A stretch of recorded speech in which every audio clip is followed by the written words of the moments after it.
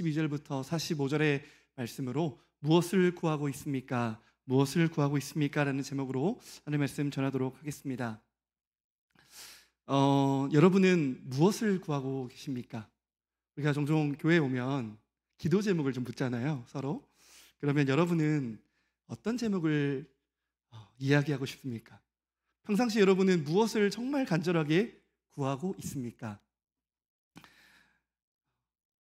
그리스도인들에게 기도는 너무 중요합니다. 성경을 읽을수록 그 사실이 분명해집니다. 예전에는 기도의 중요성을 그저 부적을 붙이는 것처럼 보험용이라고 생각을 했는데, 성경을 읽으면 읽을수록 하나님께서는 우리의 기도를 들으시고 우리의 기도에 응답하신다는 사실을 알게 됩니다. 그러니까 우리가 어떤 기도를 하는지가 너무 중요한 것 같습니다. 여러분은 딱 한 가지를 구하라고 하면 무엇을 구하겠습니까? 오늘 저는 여러분과 우리가 무엇을 구해야 될지를 좀 나누고 싶습니다. 사실 제가 금요기도회 오랜만에 한 달에 한 번 더 넘게 이렇게 쓰는 것 같은데요. 이렇게 본문을 정하는 게 참 늘 숙제예요. 어떤 본문을 정해야 될지. 그래서 이제 늘 고민이 되는데, 이번 주는 행복한 고민에 빠졌습니다. 두 가지 본문을 막 고르고 있었어요. 언제까지 골랐냐면 오늘 아침까지. 너무 오래 고민을 하다가 오늘 본문을 정하게 되었는데요. 그 본문을 정하게 된 이유 중에 하나가 바로 기도의 제목 때문에 그렇습니다. 기도의 제목이 하나님을 기쁘시게 한다면 그 기도의 제목이 우리를 변화시킬 것이고 우리를 온전하게 할 것이기 때문에 그렇습니다. 오늘 말씀을 보게 되면은 어떤 본문입니까? 예수님이 세 번째 자신의 순환을 예고하는 본문이죠. 그렇죠? 세 번째 순환을 예고하십니다. 32절부터 34절이 그 내용이죠. 그런데 오늘 이제 이 내용을 저희가 좀 넘어가고, 이 예수님의 순환 예고가 있은 후에 어떤 이야기가 이어집니까? 세베대의 아들, 두 아들 야고보와 요한이 예수님께 나옵니다. 마태복음에 보니까 그의 어머니가 등장합니다. 그러니까 어머니가 등장하고 두 아들이 온 거예요. 어머니가 왔다는 뜻은 되게 중요한 의미를 담고 있는 것 같습니다. 저도 어머니가 인생에 참 많이 등장했었거든요. 어머님 하면 모성애죠, 그렇죠? 모성애. 어머님이 아들과 함께 와서 예수님께 무엇을 구했다면 그것은 강력한 요구일 것입니다. 오늘 그들이 무엇을 요구했는지 좀 먼저 같이 한번 보면 좋겠는데요. 35절부터 37절까지 우리 같이 한번 한 목소리로 읽도록 하겠습니다. 시작. 세베대의 아들 야고보와 요한이 주께 나와 여짜오되 선생님이여 무엇이든지 우리가 구하는 바를 우리에게 하여 주시기를 원하옵나이다. 이르시되 너희에게 무엇을 하여 주기를 원하느냐. 여짜오되 주의 영광 중에서 우리를 하나는 주의 우편에 하나는 좌편에 앉게 하여 주옵소서. 아멘. 이들은 무엇을 원했습니까? 딱 한 가지, 정말 바라는 거 무엇이었습니까? 주님의 우편과 주님의 좌편에 앉는 것. 대단한 권세를 얻고 싶었던 것 같습니다. 참 이게 슬픈 일이에요. 사실은 본문을 쭉 읽다 보면 예수님이 세 번째 순환 예고를 하시거든요. 세 번째나. 첫 번째에도 순환 예고를 하셨고, 두 번째에도 순환 예고를 하셨고, 세 번째도 순환 예고를 하셨습니다. 근데 1차와 2차와 3차의 특징이 뭐냐면 이때가 거듭될수록 고난에 대한 이야기가 깊어져요. 그러니까 3차는 어때요? 예수님이 어떻게 죽을지가 정말 다 나오잖아요. 우리가 그 성경 뒤를 안 봐도 이 세 번째 순환 예고만 봐도 예수님의 죽으심이 얼마나 비참한 죽으심인지 우리가 알 수 있잖아요. 그러면 그 이야기를 들었으면 어떻게 해야 될까요? 좀 구하고 싶어도 좀 참아야 될 것 같은데, 얼마나 간절했으면, 얼마나 이것에 대한 확신이 있었으면 어머니와 함께 이 야고보와 요한이 예수님께 찾아온 것입니다. 그리고 하나님 보좌 우편에 하나님 좌편에 앉게 해달라는 요구를 하게 됩니다. 이 요구가 이상한 요구는 아닌 것 같아요. 왜냐하면 지금 예수님께서 예루살렘에 입성하고 있는 중이셨잖아요. 근데 사실 지금 예수님을 따르는 많은 사람들이 무엇을 꿈꾸고 있습니까? 지상에 메시아 나라가 임할 걸 지금 기대하고 있는 거예요. 예수님이 예루살렘에 가서 저 로마를 정복하고 이 땅에 지상에 하나님의 나라가 임해서 영광스러운 하나님의 나라가 도래하는 것을 이들은 지금 꿈꾸고 있거든요. 막 지금 그 기대에 막 차 있는 거예요. 그러니까 이들은 정말 이 땅에 하나님의 나라가 임할 것을 믿은 것이죠. 믿으니까 정말 그 영광을 막 받고 싶었던 것 같습니다. 그런데 이제 우리가 또 생각할 게 뭘까요?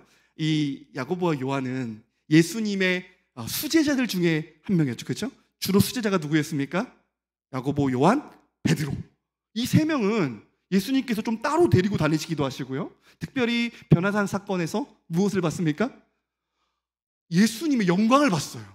예수님이 막 하얘지는 영광, 그 찬란한 영광, 그리고 엘리야와 모세와 대화하는 것을 보면서 그들은 이미 영광스러운 주님을 이미 본 거죠. 그러니까 그 영광에 더 젖어들었는데 문제는 뭐예요?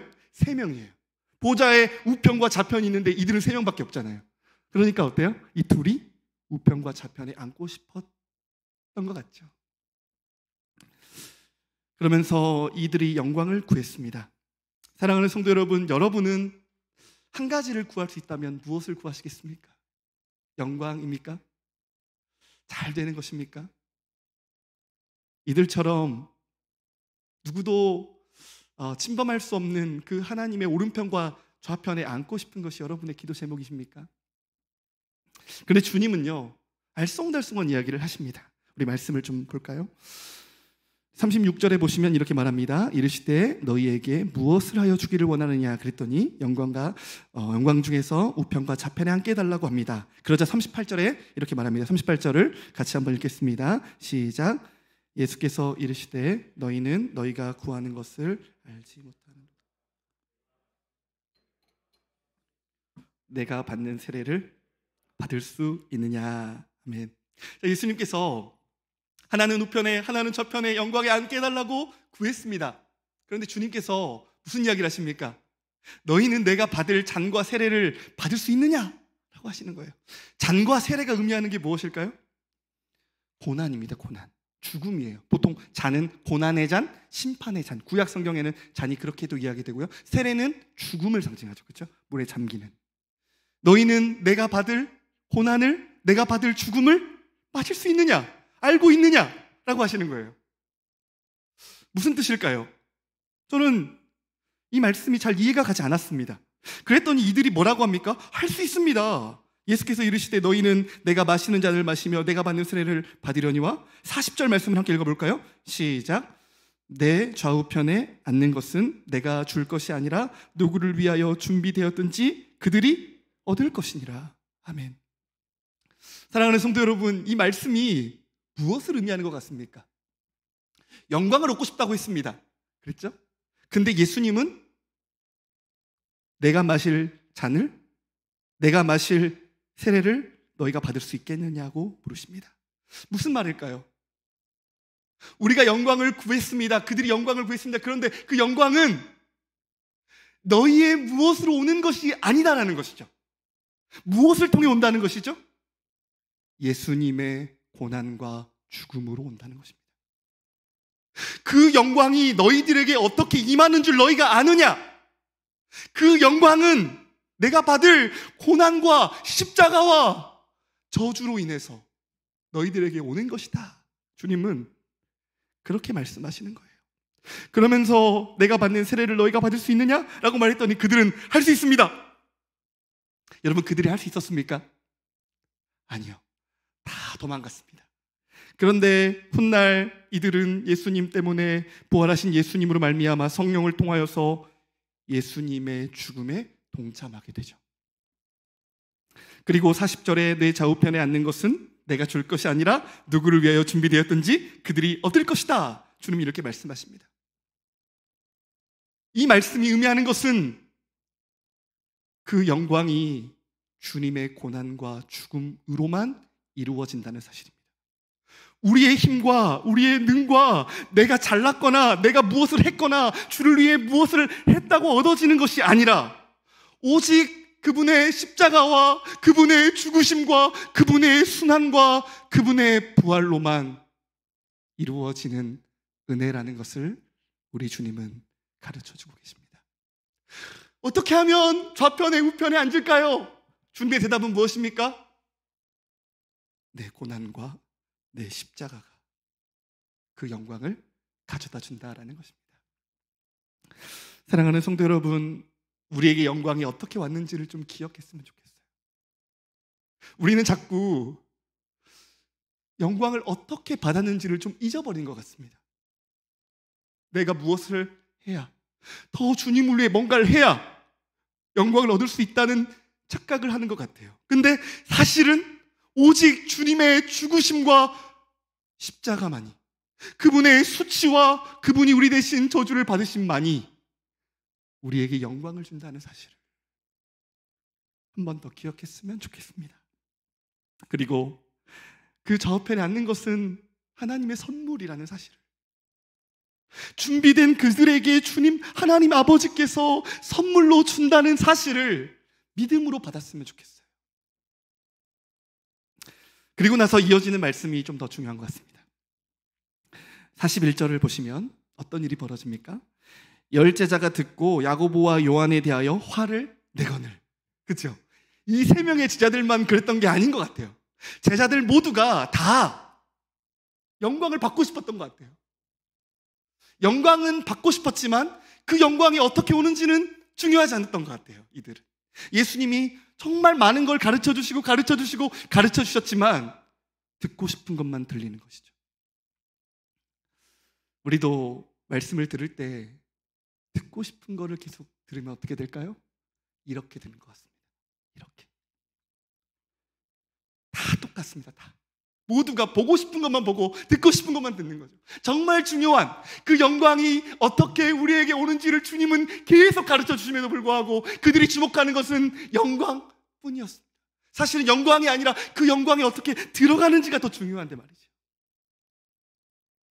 이런 제자들의 모습을 보면서 우리 또한도 정말 중요한 걸로 치고 있지 않은지 조금 돌아보았으면 좋겠습니다. 그런데 이제 주님께서는 42절부터 45절까지 하나님 나라의 가르침, 하나님 나라에 들어온 너희가 세상과 어떻게 달라야 되는지, 무엇을 기도해야 되는지, 무엇을 구해야 되는지를 가르쳐 주십니다. 42절부터 우리 45절까지를 다 같이 한번 쭉 한번 읽어보겠습니다. 한 목소리로 읽겠습니다. 시작. 예수께서 그러다가 이르시되 이방인의 집권자들이 그들을 임의로 주관하고 권세를 부리는 줄을 너희가 알거니와 너희 중에는 그렇지 않을지니 너희 중에 누구든지 크고자 하는 자는 너희를 섬기는 자가 되고 너희 중에 누구든지 으뜸이 되고자 하는 자는 모든 사람의 종이 되어야 하리라. 인자가 온 것은 섬김을 받으려 함이 아니라 도리어 섬기려 하고 자기 목숨을 많은 사람의 대속물로 주려 함이니라. 아멘. 네, 제자들이 막 싸웁니다. 그러니까 예수님이 다 불러요. 다 부른 다음에 뭐라고 하십니까? 세상 나라와 하나님의 나라를 대조하십니다. 세상 나라와 하나님의 나라가 어떻게 다른지, 너희들은 세상 나라와 다르게 어떻게 살아가야 되는지를 가르쳐 주세요. 42절에 보니까 세상 나라는 어떻습니까? 이방인의 집권자들은 그들을 임의로 주관하고 그 고관들이 그들에게 권세를 부리는 줄을 너희가 안다. 예, 우리는 세상 나라를 잘 알고 있습니다. 세상 나라는 어떻습니까? 높이 올라가면 올라갈수록 힘을 갖습니다. 그리고 그 힘으로 권세를 부리고요, 사람들을 임의로 대하고요, 그 힘을 통해서 사람들을 억압합니다. 자신은 높임을 받으려고 하죠. 많은 사람들이 왜 권력을 얻고 싶어 할까요? 누구에게 함부로 휘둘리고 싶지 않아서 그렇죠. 나도 힘으로 내 마음대로 하고 싶은 겁니다. 그게 권력을 갖고 싶은 사람들의 마음이죠. 저도 참 이걸 꿈꾸며 살았던 것 같아요. 네. 아이러니하게 저는 태어났을 때부터 약간 목회자로 약간 태어난 느낌이 없지 않아 있습니다. 없지 않아 있습니다. 물론 얘기하기 좀 길지만 처음에는 어머니께서 이제 저를 홀어머니셨는데 혼자 이제 키우시면서 법대를 가서 이렇게 판사 같은 게 됐으면, 변호사 같은 게 됐으면 이렇게 하셨던 것 같아요, 처음에는. 근데 이제 제가 이제 막 하나님도 일찍 만나고 막 이러니까 나중에 이제 목사라고 돼야 되겠다, 이제 이렇게 하셨던 것이죠.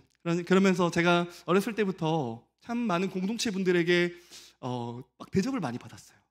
이렇게 목사도 아닌데 어렸을 때부터 이렇게 대접을 받으면서 자라면서 권세를 받는 건 참 좋은 거구나, 그런 생각을 했어요. 그러면서 더 높은 자리에 가고 싶다. 목사를 하면서도 더 높은 자리에 더 높은 그런 것들을 갈망하며 살았던 것 같습니다. 그런데 하나님의 나라는 어떻습니까? 43절부터 44절에 보면 너희 중에는 그렇지 않을지니 너희 중에 누구든지 크고자 하는 자는 어떤 자가 되라고 합니까? 너희를 섬기는 자가 되라. 완전히 반대죠. 세상 나라는 높이 올라가면 어떻습니까? 섬김을 받죠. 당연하죠. 그런데 하나님의 나라는 반대라는 거예요. 하나님의 나라는 도리어 섬긴다는 거예요. 이 섬긴다는 단어는, 이 단어는 디아코노스라는 단어인데 종이라는 뜻, 하인이라는 뜻이에요. 어떤 사람에게 기꺼이 자신을 내어주면서 가장 낮은 자리에서 섬기는 사람, 이게 하인이에요. 하나님 나라는 반대의 나라라는 거예요. 너희가 꿈꾸고 너희가 원해야 될 모습은 높은 자리에 가서 주관하고 높임 받는 게 아니라 도리어 섬겨라. 가장 낮은 자리에서 가장 섬기는 자다. 그리고 44절에 보면 너희 중에 누구든지 으뜸이 되고자 하는 자는 모든 사람의 종이 되어야 하리라. 여기서 말하는 종은 둘로스입니다.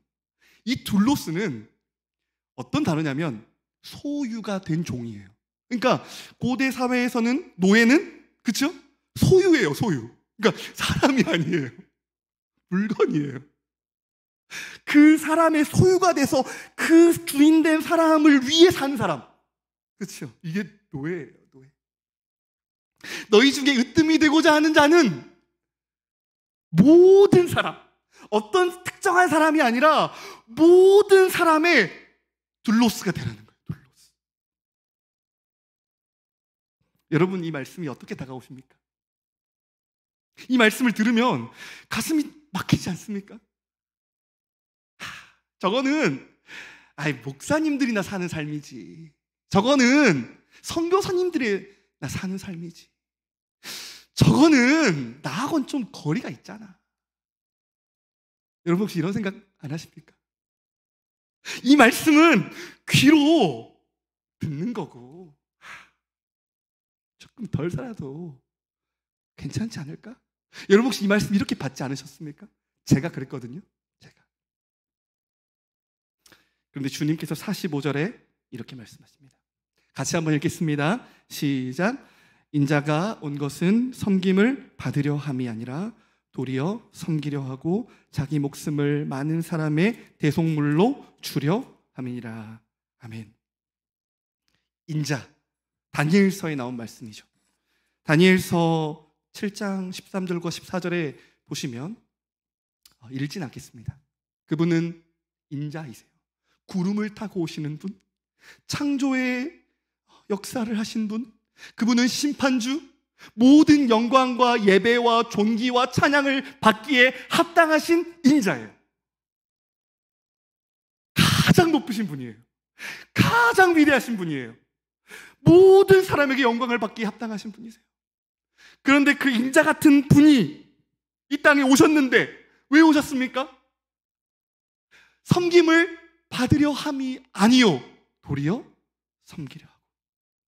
아까 오이코노스, 하인이 되셨습니다. 이해할 수가 없어요. 제가 아기를 키우고 있는데 아기를 키우면 키울수록 저는 그 하나님의 오이코노스, 디아코노스, 그 단어가 좀 다가오는 것 같아요. 아기가 할 수 있는 게 아무것도 없잖아요. 똥 싸고 울고 죄인의 모습으로 하늘의 영광을 버리시고 구름을 타시고 시간 공간을 초월하신 그 영광스러운 하나님 아버지께서 하늘 영광을 버리시고 사람의 모양이 되셔서 우리와 같은 모습이 되셨습니다. 하인으로 설명할 수 없어요. 가장 낮은 곳에 오셨어요. 그렇지 않습니까? 그리고 그분은 섬김을 받으려 하셨습니까? 섬기려 하셨습니까? 섬기셨습니다. 죄인들을 오라고 하셨습니까? 찾아가셨습니까? 제자들을 부르시는데 그 제자들을 하나하나 찾아가십니다. 하나님, 예수님께서, 물론 예수님께 나아오는 병자들도 있었지만 예수님 어떠셨습니까? 그들을 찾아가셨어요. 사람들은 손가락질하고 더럽다고 말하고 수치스럽다고 말하고 문제 있는 사람들이지만 주님은 그들의 몸을 만지시고 그들을 고쳐주시고 그들을 회복시켜 주시면서 섬김을 받으려 하는 것이 아니라 섬기러 이 땅에 오셨습니다. 사람들이 왕대접을 막 하면 도망가셨습니다. 기도하러 가셨어요. 자기 목숨을 내어주시기 위해 기도하시고 사람들을 멀리 흩으시고 조용히 하라고 하시고 섬기는데 자신의 온 인생을 다 바치셨습니다. 뿐만 아니라 어떻게 하셨습니까? 자기 목숨을 많은 사람의 대속물로 주셨습니다. 아까 우리가 노예에 대한 둘로스 이야기를 했는데 그분은 종된 우리를 위해서 자신의 하나밖에 없는 목숨을 내어주셨습니다. 자신의 목숨이 자신의 것이 아닌 것처럼 자신의 목숨을 기꺼이 가장 존귀한 그 무엇으로도 바꿀 수 없는 아들의 생명을 우리의 죄값을 치르기 위해서 우리를 노예 상태에서 해방시키기 위해서 그분은 대속물로 주셨습니다. 사랑하는 성도 여러분, 이 말씀이 가슴이 막히는 말씀일까요? 지난 월요일 날 제가 이 본문으로 새벽기도를 인도했습니다. 그때 새벽기도 설교를 준비를 하고 잠을 잤습니다. 그리고 아침에 말씀을 읽는데 그 성도님들과 한 절 한 절 봉독을 하는데 갑자기 막 울음이 나는 거예요. 제가 원래 울음이 많은 건 아닌 것 같아요. 제가 요즘 좀 뭘 느끼냐면 이렇게 보통 한 50대 정도 되면 여성 호르몬이 나온다고 하지 않습니까? 근데 요즘 저는 그게 지금 30대 때부터 일어나는 것 같은 그런 걸 느끼고 있는데 눈물이 막 나는 거예요. 근데 그때는 제가 왜 눈물이 나는지를 몰랐어요.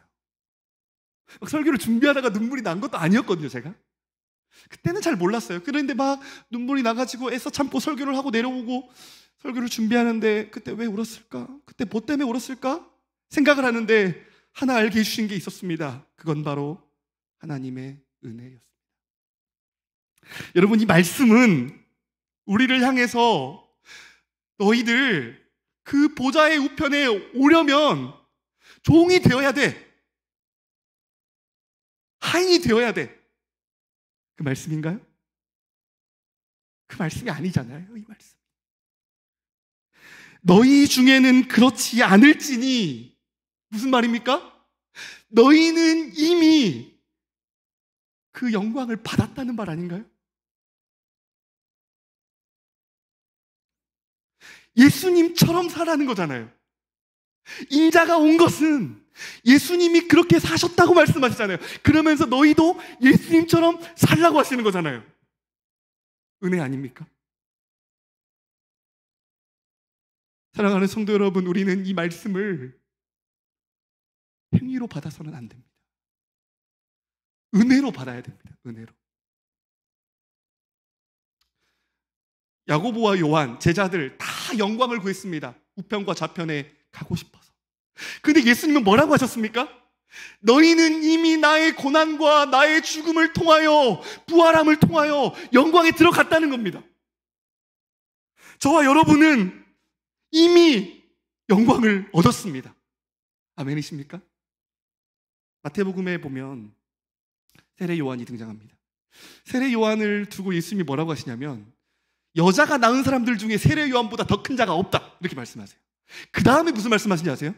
천국에서는 지극히 작은 자 한 사람도 세례 요한보다 크다고 하셨어요. 왜 그래요? 예수 그리스도의 옷을 입은 자들이 천국에 오기 때문에 그래요. 여러분, 저와 여러분은 그분의 은혜로, 그분의 십자가의 대속으로, 그분이 우리의 대신 모든 의를 순종하심으로 예수 그리스도의 옷을 입은 사람들이에요. 크고 싶어서 애쓸 필요가 없다는 말이에요. 너희 중에는 크고 싶어서 안달날 사람이 있어야 할 필요가 없다는 거예요, 주님은. 너희는 이미 보좌 우편에 앉았다. 요한계시록 3장에도 그 말씀이 나와 있습니다. 저와 여러분은 그리스도와 함께 보좌 우편에 앉게 될 것입니다. 이것은 우리가 무엇을 해서 얻을 수 있는 것이 아니에요. 착한 일을 한다고 해서, 누군가의 종이 된다고 해서, 누군가를 섬긴다고 해서 그 영광을 받을 수 있습니까? 아니에요. 그런데 우리는 이 말씀을 나의 행위와 나의 의로 받아서 무겁게 듣고 나의 행함으로 그것을 하려고 하기 때문에 도리어 그 말씀이 나와 상관없는 것처럼 여기는 것입니다. 그런데 이 말씀이 사실 우리에게 주는 교훈은 이미 우리는 은혜로 영광을 얻었다는 것입니다. 선물로 그분이 내 대신에 모든 십자가에서 저주를 받으심으로 내가 당할 형벌을 받으시고 그분이 내 대신 모든 의로움을 행하셔서 내가 받을 그 영광을 그분이 나에게 선물로 주신 겁니다. 그 은혜로 크다함을 받은 자들, 그 은혜로 부활의 영광에 들어갈 자들, 그 은혜로 하나님 보좌 우편에 앉을 자들이 바로 저와 여러분입니다. 이 말씀은 그 은혜를 이야기하는 겁니다. 제가 오늘 말씀의 제목을 어떻게 했습니까? 무엇을 구해야 할까요? 그렇죠? 무엇을 구하고 있습니까? 라는 제목이에요. 아까 우리 앞서 야고보와 요한 그리고 다른 제자들은 말할 필요도 없죠. 뭘 구했습니까? 영광 구했지 않습니까? 여러분은 무엇을 구하고 계십니까? 그럼 제가 또 한번 물어보겠습니다. 우리 무엇을 구해야 합니까? 저는 이 말씀을 구해야 된다고 믿습니다. 신앙생활을 하면 무엇이 중요한지를 아는 게 저는 믿음인 것 같아요. 다 중요하다고 말하는 게 아니라 진짜 중요한 것, 그 진짜 중요한 걸 구하는 것, 저는 그것이 신앙생활에서 아주 중요한 것이라고 생각합니다. 많은 중요한 것들이 있어요. 자녀의 문제, 우리 일상의 문제, 우리의 삶의 여러 가지 문제들이 해결되는 것들 중요합니다. 그런데 그 무엇보다도 중요한 것이 있습니다. 그게 무엇일까요? 예수님처럼 사는 겁니다. 예수님의 영광을 받은 우리가 그 영광스러운 주님을 따라 사는 것입니다. 그게 무엇입니까? 종이 되는 거예요. 그것이 우리가 꿈꾸고 우리가 소망하고 우리가 기도해야 될 제목입니다. 다른 건 기도하지 않아도 괜찮아요. 이 제목은 기도했으면 좋겠어요. 제가 이 말씀을 전하고 나서 너무 부끄러웠던 게 무엇이었냐면 그 종이 되는 부분이었습니다. 예수님은 한 번도 섬김을 받으려 하지 않았는데 저는 참 섬김을 많이 받으려고 하는 것 같아요. 목회를 하면서도 저는 그런 것 같아요. 제가 이 말씀을 들으면서 너무너무 부끄러운 거예요. 너무 죄송한 거예요. 주님 앞에 너무 중요한데 중요하게 여기지 않은 제가 너무 부끄러운 거예요. 이 말씀을 설교하는데. 그래서 이번 화요일 날 저희 청소년부 한 친구가 이제 강남에 사는데 1시간 10분이 걸렸습니다. 지하철 타는데. 근데 그 1시간 10분을 가는데 너무 기뻤어요. 옛날에는 내가 목사니까 그래야 되니까 제가 그렇게 살았어요. 근데 이 말씀을 읽고 나니까 예수님처럼 사는 게 기뻤어요. 그 어린 청소년, 그 아이 한 영혼을 위해 내가 내 삶을 줄 수 있는 게 너무 감사했습니다. 그러고 나서 한 가지 소원이 생겼습니다. 평생 이렇게 살고 싶다. 평생. 제가 너무나 참 사랑하는 한 분 목사님이 계신데 그 목사님이 제가 이제 개인적인 어떤 어려움이 있을 때 일산에 사셨어요. 일산 끝자락에. 근데 이제 제가 집이 그때 용인이었어요. 근데 저는 그 목사님과 크게 막 친한 사람도 아니었어요. 근데 그 목사님이 저의 문제를 해결해 주려고 6개월 동안 매주 한 번씩 2시간 동안 첫 차를 타고 지하철을 타고 오셨어요. 그리고 6시간 동안 저의 문제 하나를 해결해 주려고 그렇게 사셨어요. 저는 그 목사님을 보면서 이해가 안 됐어요. 어떻게 저렇게 살지? 뭐지? 근데 말씀을 보니까 예수님을 따라 살고 계셨구나. 저는 그 사랑을 잊을 수가 없어요. 저는 지금도. 그러면서 제가 그때 그 사랑을 생각하면서 나도 그렇게 살고 싶다고 생각을 많이 했었어요. 나도 누군가 문제가 생기면 나도 그렇게 내 문제인 것처럼 살고 싶다. 그런데 예수님을 보니까 예수님은 죄인된 우리를 위해서 자신의 생명까지 내어주셨어요. 그것을 기뻐하셨습니다. 사랑하는 성도 여러분, 우리는 이미 영광을 받았습니다. 그리고 우리가 구할 것은 예수님처럼 사는 것입니다. 이게 가장 영광스러운 거잖아요. 이것보다 더 복된 것이 있나요? 없죠. 근데 우리는 참 죄 가운데 있어서 이게 얼마나 영광스러운 걸 잊어버려요.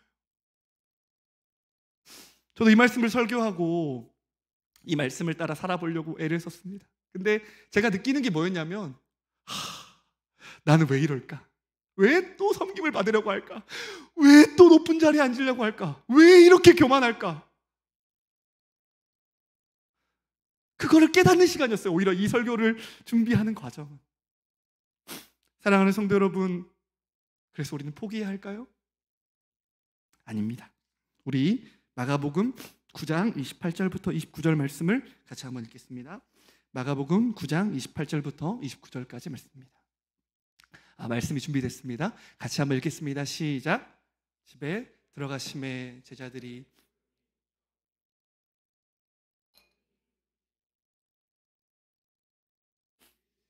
기도 외에 다른 것으로는 이런 종류가 나갈 수 없느니라 하시니라.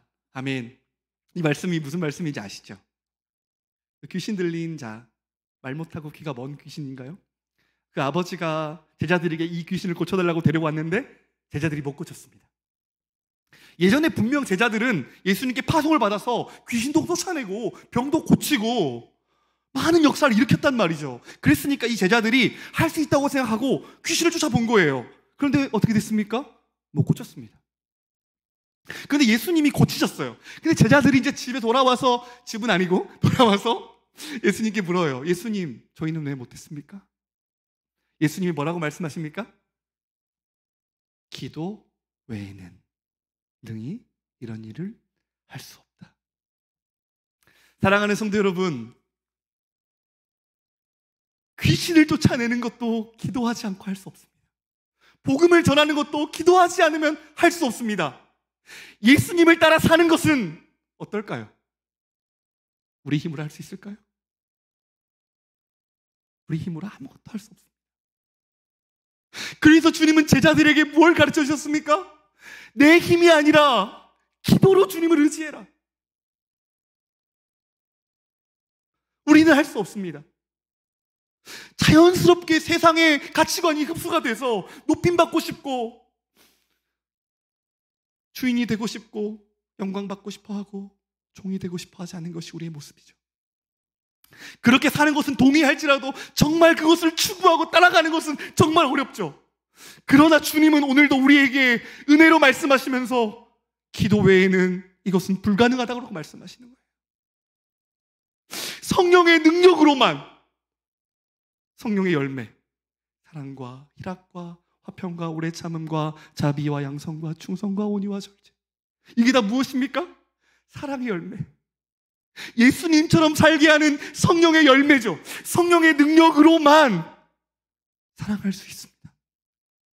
성령께서 우리에게 힘을 주시고 성령께서 우리에게 능력을 주시고 성령의 은혜가 부어질 때, 우리를 향한 그리스도의 사랑이 깨달아질 때, 그 사랑을 할 수 없는 우리가 그 사랑을 할 수 있게 되는 것입니다. 그렇다면 우리는 무엇을 구해야 할까요? 성령님, 주님을 따라가게 해주십시오. 이미 영광을 얻게 하셨고 예수의 길을 걷게 하셨고 가장 영광스러운 자리로, 예수 그리스도의 자리로 우리를 불러주셨는데 그 영광스러운 삶을 살게 해주십시오. 내 가치관이 변하게 해주십시오. 기꺼이 나의 생명을 누군가를 위해서 아낌없이 주는 자가 되게 해주십시오. 모든 사람의 종이 되게 해주십시오. 한 영혼을 위하여 나의 생명을 주는 것을 영광스럽게 여기게 해주세요. 이렇게 기도했으면 좋겠습니다. 저는 이 마가복음을 읽으면서 이 한 구절을 마음에 남기고 싶습니다. 평생 이 제목으로 기도하고 싶습니다. 그리고 여러분과 같이 기도하고 싶습니다. 사람들이 예수님이 안 보인다고 하죠. 예수님이 안 보이십니까? 아니요. 우리가 예수님처럼 살 때 예수의 영광이 드러날 것입니다.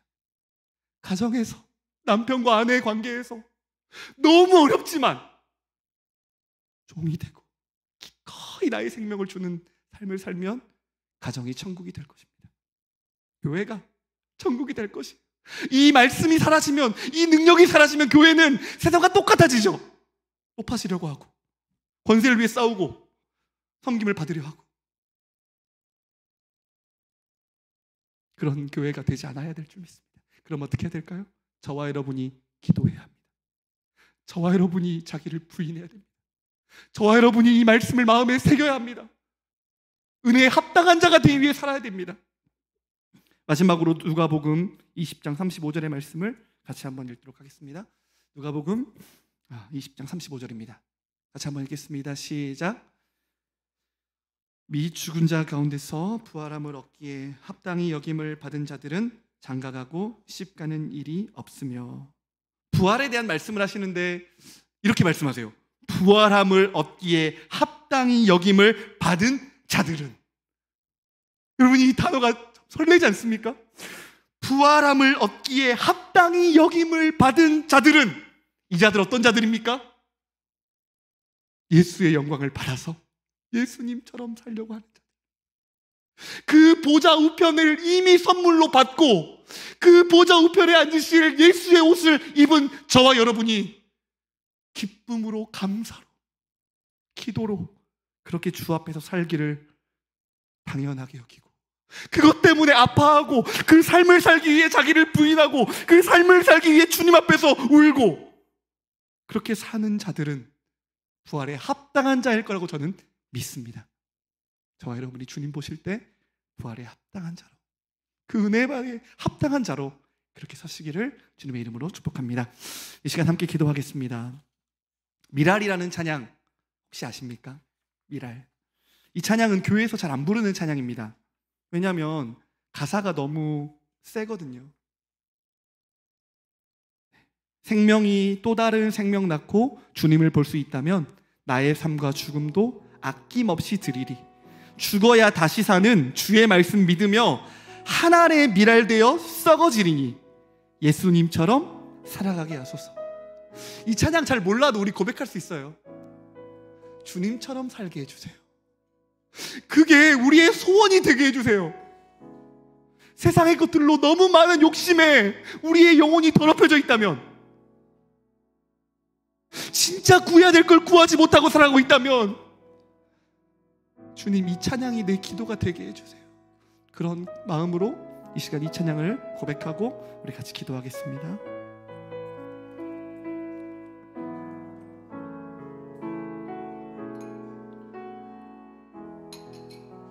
세상을 구원하기 위해, 세상을 구원하기 위해 흘려야 할 피가 필요하다면 죄인을 대신하기 위해 희생의 제물 필요하시다면 내 생명 아단 위에 드리니 주 영광 위에 나를 사용하소서. 생명이 또 다른 생명 낳고 주님 볼 수 있다면 나의 삶과 죽음도 아낌없이 드리리. 죽어야 다시 사는 주의 말씀 믿으며 하나의 미랄 되어 썩어지리니. 예수님처럼 살아가게 하소서. 우리 2절의 고백으로 나아갑시다. 길 잃어 지친 양을 찾아. 길 잃어 지친 양을 찾아. 마음 상해 이리저리 헤매이는 한 영혼 찾아 아파하는 예수님 마음 내게 주옵소서. 십자가 온 세상 위야 그 희생 눈물로 그 길 가게 하소서. 생명이 또 다른 생명 낳고 주님 볼 수 있다면 나의 삶과 죽음도 아낌없이 드리리. 죽어야 다시 사는 주의 말씀 믿으며 하나의 미랄 되어 썩어지리니. 예수님처럼 살아가게 하소서. 우리 다시 한번 고백합시다. 생명이 또 다른 생명 낳고 주님 볼 수 있다면 나의 삶과 죽음도 아낌없이 드리리. 죽어야 다시 사는 주의 말씀 믿으며 하나의 미랄 되어 썩어지리니. 예수님처럼 살아가기 원합니다. 우리 다시 한번 기도하는 마음으로 고백합시다. 생명이 또 다른 생명 낳고 주님 볼 수 있다면 나의 삶과 죽음도 아낌없이 드리리. 죽어야 다시 사는 주의 말씀 믿으며 하나의 미랄 되어 썩어지리니. 예수님처럼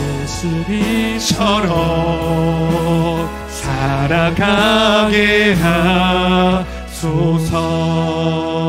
예수님처럼 살아가게 하소서. 예수님처럼 살아가게 하소서. 이 본문을 설교하는 게 부담이 되었습니다. 이 말씀처럼 사는 게 너무 무거웠기 때문입니다. 그런데 이 말씀처럼 살고 싶습니다. 예수님처럼 된 우리가, 예수의 영광을 받은 우리가 예수님처럼 살고 싶은 것은 당연한 것입니다. 이 시간 먼저 감사하는 기도를 드렸으면 좋겠습니다. 주님, 죄인 중에 괴수였던 우리들을, 진노받기에 합당한 우리들을, 영광은커녕 지옥에 떨어져야 될 우리들을 십자가와 고난을 통하여 자유하게 해주시고 나에게 생명을 주셔서 부활의 소망을, 하늘의 영광을 허락해 주심을 감사합니다. 예수의 영광을 받게 하시고 예수의 옷을 입혀주시고 예수를 따라 살게 하시며 그 영원한 부활에 합당한 자로 우리를 삼아주셔서 감사합니다. 내가 무엇이기에 이 큰 은혜를, 이 큰 생명을, 이 큰 은혜를 우리에게 주셨습니까? 하나님, 먼저는 이 은혜가 우리 가운데 다시 회복되게 하여 주시옵소서. 율법으로 받고 행위로 받는 것이 아니라 은혜로 살게 하여 주시고 우리가 받은 이 은혜가 얼마나 크고 놀라운 것인지 다시 한번 회복시켜 주시옵소서. 감사와 찬양이 다시 한번 우리 가운데 일어날 수 있도록 우리를 붙잡아 달라고 이 시간 우리가 같이 마음 모아 기도하겠습니다. 사랑하는